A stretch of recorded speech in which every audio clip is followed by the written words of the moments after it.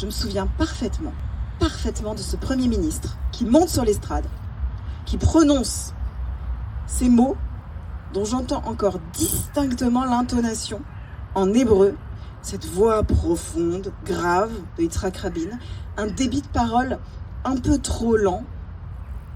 Pendant 27 ans, j'ai été soldat. Tant qu'il n'y avait aucune chance pour la paix, j'ai combattu.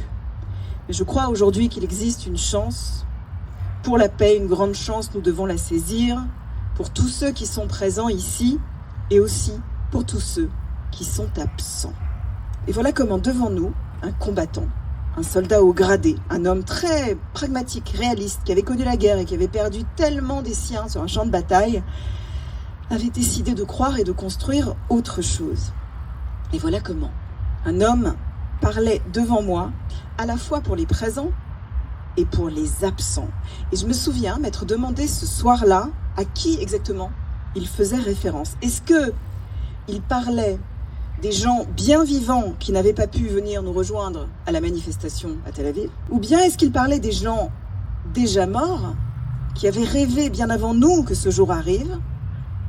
À moins qu'il ne fasse référence à ce qu'évoque parfois la tradition juive quand elle parle des absents, c'est-à-dire à ceux qui ne sont pas encore nés et qui viendront ensuite des générations à venir pour lesquelles nous prenions un engagement solennel.